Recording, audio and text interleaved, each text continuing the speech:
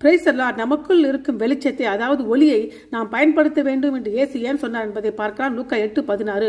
ஒருவனும் விளக்கை கொளுத்தி அது ஒரு பாத்திரத்தினாலும் மூடவும் மாட்டான், கட்டிலின் கீழே வைக்கவும் மாட்டான், உள்ளே பிரவேசிக்கிற அதை வெளிச்சத்தை காணும்படி அதை விளக்கு தண்டின் மேல் வைப்பான். இந்த வசனம் தேவன் ஏற்றி வைத்த விளக்குக்கான அவருடைய நோக்கத்தை வெளிப்படுத்துகிறது. ஏற்றப்பட்ட விளக்கு தேவனுடைய வார்த்தையை கேட்டு பிரதிபலிப்பதற்கு ஒப்பிடப்படுகிறது. குத்து விளக்கு தண்டில் வைக்கப்பட்டுள்ள விளக்கு தேவனுடைய வார்த்தையின்படி வாழ்ந்து அவருடைய வார்த்தையை பிறர் காணும்படி செய்யும் நபருக்கு ஒப்பிடப்படுகிறது. ரட்சிப்புக்கான வழியை இன்னும் கண்டுபிடிக்க வேண்டியவர்கள் ஏற்கனவே தேவனுடைய ராஜ்யத்துக்குள் இருப்பவனிடமிருந்து வெளிச்சமாக வெளியே வரும் தேவனுடைய வார்த்தையை கண்டு விசுவாசிக்க வேண்டும் என்பது தேவனுடைய நோக்கமாக இருக்கிறது. தீட்சகன் நற்செய்தியை சாட்சி கொடுத்து அறிவிக்கும் போது மறைக்கப்பட்ட தேவனுடைய ராஜ்யத்தின் ரகசியத்தை மற்றவர்களுக்கு அறிவிக்க அவர்களால் புரிந்து கொள்ளப்படுகிறது. தேவனுடைய வார்த்தை பரவலாக ஒளிபரப்பப்பட்டாலும் அது கேட்கிறவனாலும் விசுவாசிகள் மட்டுமே உணரப்படுகிறது. அவர்களுடைய நீடித்த விசுவாசம் கீழ்ப்படுதலின் பலனை உருவாக்குகிறது.